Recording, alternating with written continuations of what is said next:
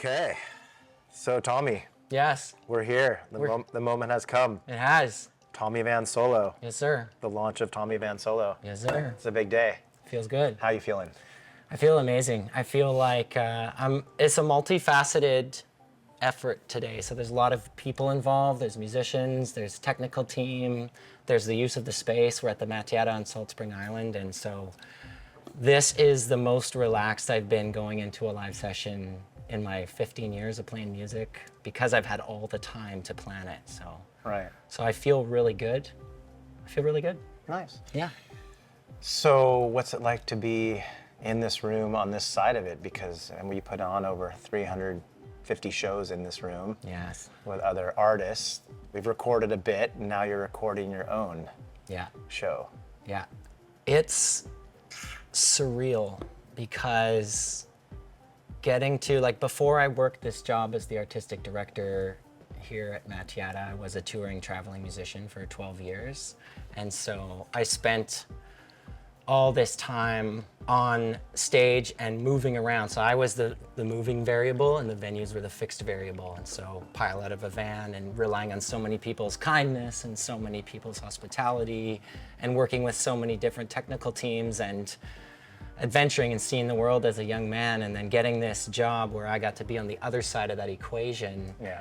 And I had this instinct when people would spill out of vehicles to play here, kind of what everyone needed, because I spent so much time putting the sneakers back on and spilling out of a vehicle in wherever. And so that was a huge learning curve and really meaningful to get to host and get to have resources at our disposal to be able to take care of people in a way that so many venues that I played didn't or couldn't, you know? Mm-hmm.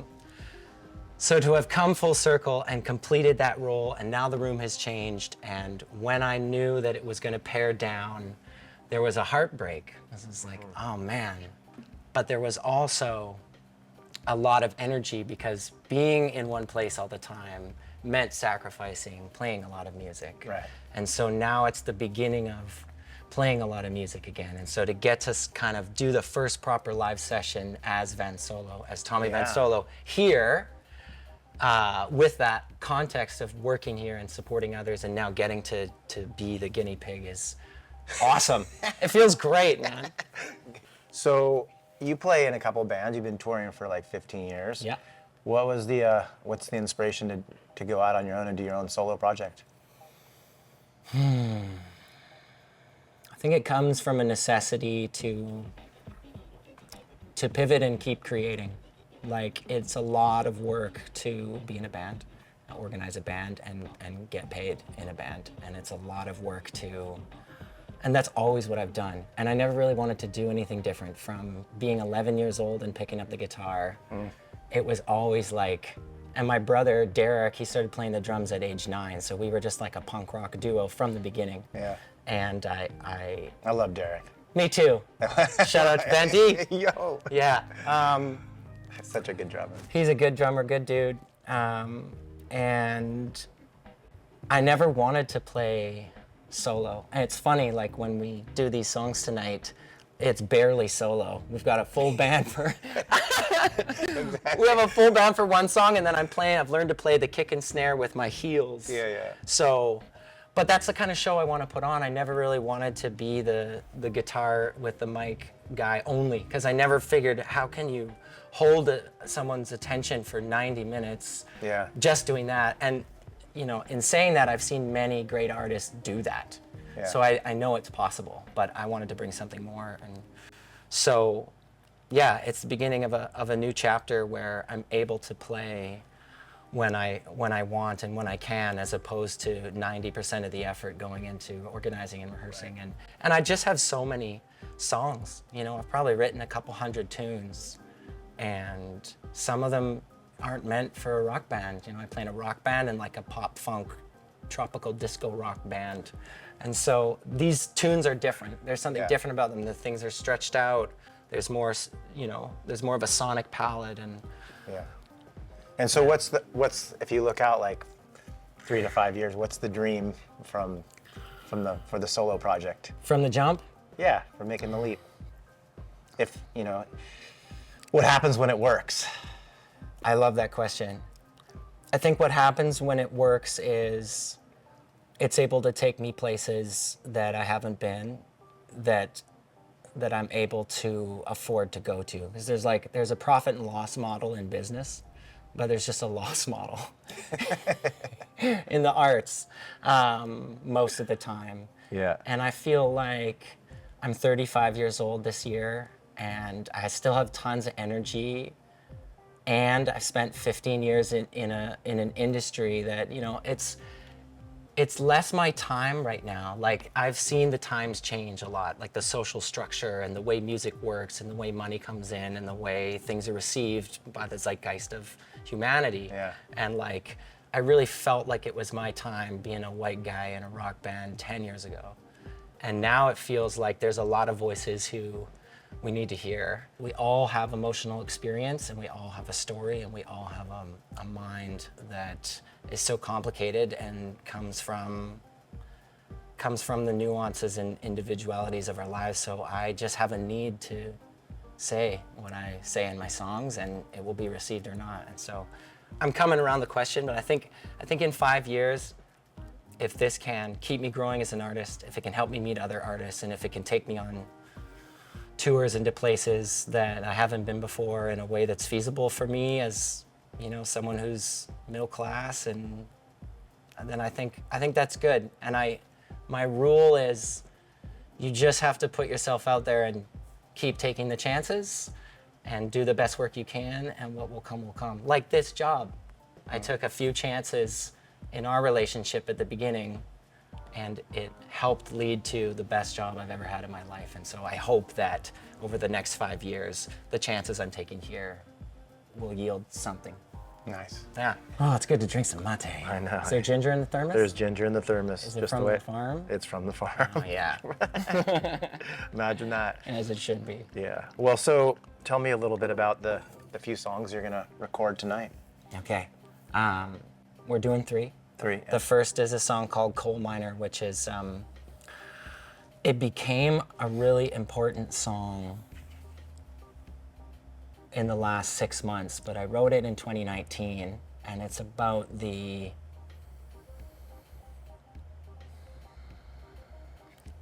spend my days underground, hard hat on. It's about the slog, like the every human slog, working, grinding, clocking in for the family now, just pushing forward, moving on, you know, and the metaphor of long days underground. And I initially wrote it about touring, because I used to spend so much of my life on the road, in a van, in a hotel, on stage.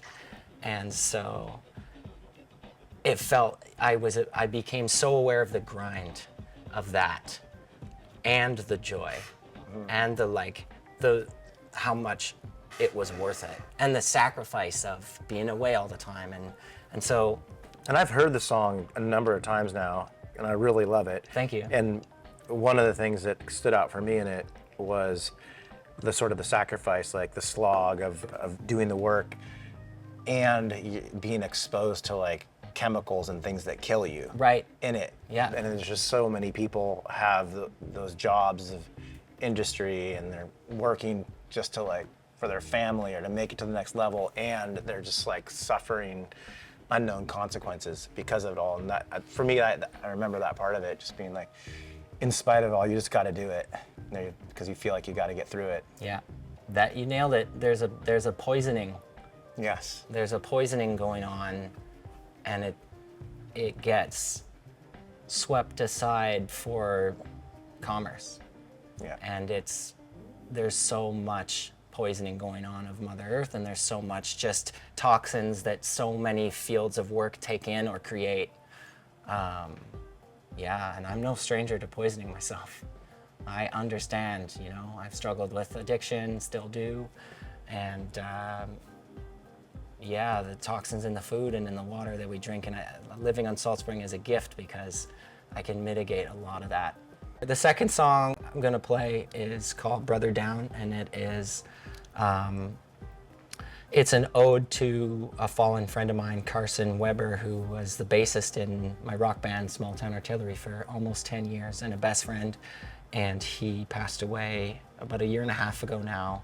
And it took a long time to write that song because I just missed him for a while. And then I had to examine how I felt about the reasons he passed away. And there was some addiction there and some trauma and some heartbreak. And so it's kind of it's a goodbye to a friend, and it's very cathartic. Like, I write tunes really to move feelings, and I think that's what brought me into being an artist at the very beginning, because I had so many big feelings in the early stages of my life, and that was the way to get them out and have them make sense, and like a painter or a writer. And I got music, and so this song is very cathartic. And I've brought together a really, really sick Salt Spring Island band. Jamie Wallum on drums, Justin on guitar, Phoenix on vocals and synth, Michelle on trumpet, Peter on sax, and some good friends who have helped flesh out the tune. And this is the first time it's ever gonna get played, so just rehearsing it, the first time I chose this song and I rehearsed it and I played it alone in the living room, looking out at the woods, and after I finished, I had the cry that had been waiting to be triggered many months. Like, I cried when he died, I cried again shortly after, and then I kept it there, and then I had the sort of big release. The first time I played this knowing I was gonna perform it and do him the honor, do his memory the honor. So. And what's the third one? The third song is called Mind is a Killer. And it's loosely about meditation. It's about, I think it's a reminder to me of the separation between the mind and the soul. Yeah. And when I sing it, there's a lyric like,